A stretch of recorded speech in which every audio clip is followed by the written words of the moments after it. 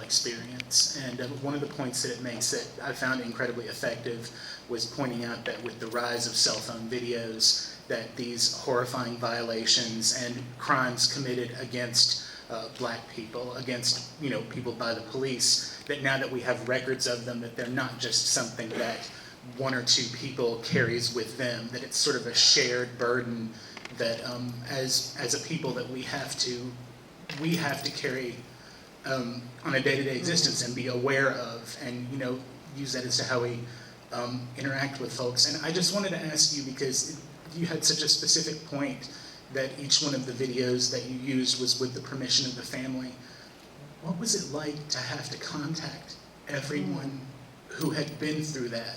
I mean, it is for an absolutely noble purpose, and I believe it's incredibly effective, but just how as a filmmaker and as a human being, I mean, just like, was it just sort of like, okay, today's the day I have to do this? I mean, I can't imagine what fortitude it takes to do something like that, to just have that discussion again and again and again, and just be like, I would not, I can't even begin to come up with the words for that, but I just wanted to ask you what that Yes, was like. Thank you for the question. I just lost my father, who was very close to, and I don't know, less than 6 months ago. And as I was making this, I always struggled with whether or not to show the cell phone video or the, liquor store video or whatever. And the deal breaker was to think, what if there was a video of his last moments?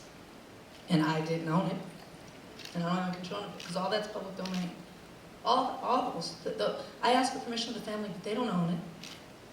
I could have put it in anyway, as everyone else does, and plays it on TV ad nauseum or moves it around the internet. But I mean, can you imagine the last moments of your loved one in such a violent manner, and anyone can use it and not even ask your permission? I guess in the context of my father's death, I just thought about, if there was video of those last moments in the hospital, how dare someone use it? I would be furious, and so I just couldn't. So we had to get in touch. I called the first one, and it was really too much for me to do and finish the film. So my sister Ava DuVernay, who was our chief researcher on the film, who works with me on my films, took it over. And she's a mother, and she was able to have hours and hours on the phone with the folks who gave the video. But it was so immersive when you call them. I mean, you can't just call and say what it is. You have to talk to them and listen, and so she gave the gift of this production of doing that. I mean, I spoke with everyone at some point, but the real work of it, I have to shout out my sister Tara, who did that. Because I couldn't function and do that too.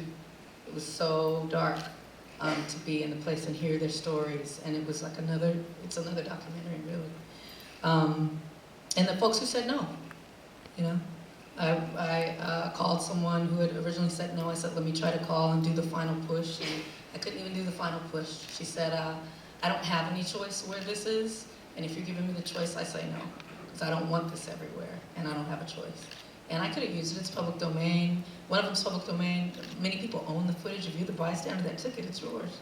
Some people have sold it to news organizations, but we didn't use it. And so anyway, thanks for asking the question.